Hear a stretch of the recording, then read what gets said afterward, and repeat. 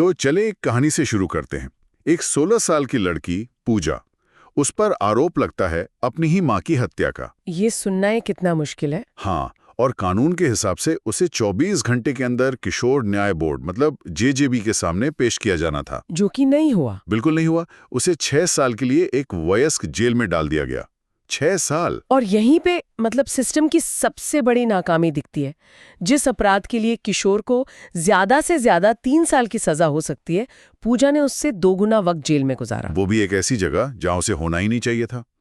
तो पूजा की कहानी सिर्फ एक मामला नहीं है, ये उन हजारों बच्चों की कहानी है जिन्हें हमारा जुवेनाइल जस्टिस सिस्टम निराश कर रहा है।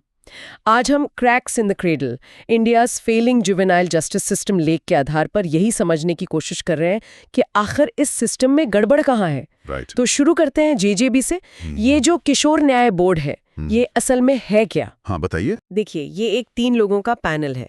इसमें एक मजिस्ट्रेट होते हैं और 2 सामाजिक कार्यकर्ता, और इनका काम ही यही है कि कानून के संपर्क में आए बच्चों के मामलों को देखें। अच्छा, और ये भी शायद यही तय करते हैं कि बच्चे पर अडल्ट की तरह केस चलेगा या नहीं। हाँ बिल्कुल, अगर बच्चा 16 से 18 साल का है और अपराध गंभीर है तो ये फैसला जेजेबी ही लेता है। कागज पर तो ये बहुत अच्छी व्यवस्था लगती है। कागज पर, लेकिन असल में क्या हो रहा है? असल में दिक्कतें बहुत गहरी हैं। इंडिया जस्टिस रिपोर्ट के आंकड़े अगर देखें, पहली बात तो ये कि इन जेजेबीज के बारे में जानकारी मिलना ही लगभग नामुमकिन है। कोई सरकारी पोर्टल नहीं है, मतलब कोई पारदर्शिता ही नहीं है। कुछ नहीं। और जब आंकड़े मिले तो पता चला कि 2023 तक देश के आधे से ज्यादा जेजेबीज में केस बस लटके हुए थे सालों से। आधे से ज्यादा? हाँ। अरे, इसका तो बच्चों पर बहुत बुरा असर पड़ता होगा। बहुत ज्यादा। और सुनिए, हर 4 में से एक जेजेबी में तो पूरी बेंच ही नहीं थी। या तो मैजिस्ट्रेट नहीं या सामाजिक कार्यकर्ता गायब। तो जब फैसला लेने वाले ही पूरे नहीं है तो निगरानी और जवाबदेही की बात तो छोड़ ही दीजिए। तो ये तो हुई पहली सीढ़ी। मान लीजिए कोई बच्चा इस टूटे फूटे सिस्टम से निकलकर सुधार गृह पहुंच भी गया, क्या वहां हालात बेहतर हैं? दुर्भाग्य से नहीं। वहां की तस्वीर तो शायद और भी धुंधली है। कैसे? सुधार गृहों में बहुत ज्यादा भीड़ है, क्षमता से कई गुना ज्यादा बच्चे। न उनके लिए पूरे काउंसलर हैं, ना ही कोई ढंग की पढ़ाई या हुनर सिखाने की सुविधा। तो बच्चे करते क्या है वहां?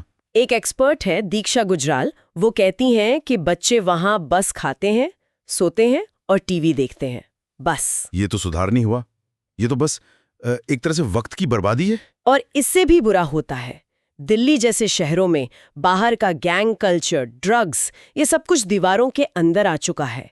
हिंसा, यौन शोषण, ये सब आम बातें हैं। ये तो बहुत ही निराशाजनक है। सबसे परेशान करने वाली बात है अधिकारियों का रवैया। कई तो ये मानकर बैठे हैं कि अरे ये बच्चे सुधर नहीं सकते। अगर सिस्टम चलाने वाले ही उम्मीद छोड़ देंगे तो फिर क्या होगा? क्या इस अंधेरे में कोई उम्मीद की किरण है भी? मतलब कोई ऐसा मॉडल जो काम कर रहा हो? हाँ, एक है, और वो बहुत शक्तिशाली उदाहरण है। फादर एंटनी सेबेस्टियन का एक एनजीओ है, ईको। अच्छा, वो क्या अलग कर रहे हैं? उनका मॉडल इस सोच को ही चुनौती देता है कि बच्चे सुधर नहीं सकते। वो बच्चों को सिर्फ बंद नहीं रखते, बल्कि उन्हें हुनर सिखाते हैं, जैसे डेयरी फार्मिंग, होटल मैनेजमेंट, और सबसे जरूरी, नियमित काउंसलिंग। इसका कोई असल जिंदगी पर असर दिखा है? हाँ, दर्शन की कहानी है। क्रिकेट मैच के झगड़े में उस पर दोस्त की हत्या का आरोप था। जब वो ईको में आया तो उसका भविष्य बिल्कुल अंधेरे में था। लेकिन वहां मिली काउंसलिंग और ट्रेनिंग ने उसकी जिंदगी बदल दी। उसने पढ़ाई पूरी की और आज एक अच्छे होटल में काम कर रहा है। वाह। फादर सेबेस्टियन कहते हैं हर बच्चे को दूसरा मौका मिलना चाहिए, और वो ये करके दिखाते हैं। तो एक तरफ तो हमारे पास एक कानून है जो नियत में तो अच्छा है, पर जमीन पर आकर जेजेबीज की नाकामी और सुधार गृहों की खस्ता हालत की वजह से फेल हो रहा है। सही। और दूसरी तरफ ईको जैसे उदाहरण हैं जो दिखा रहे हैं कि अगर सही नजरिया और साधन हो तो सुधार मुमकिन है। बिल्कुल। और ये पूरी चर्चा हमें एक बहुत ही बुनियादी सवाल पर लाकर छोड़ देती है। जैसा लेख में बताया गया है, कई अधिकारी मानते हैं कि ये बच्चे सुधरने लायक नहीं हैं। तो सोचने वाली बात यह है, क्या हमारा सिस्टम सिर्फ संसाधनों की कमी से फेल हो रहा है, या फिर इसकी असली जड़ बच्चों के बदलने की क्षमता में हमारे विश्वास की कमी?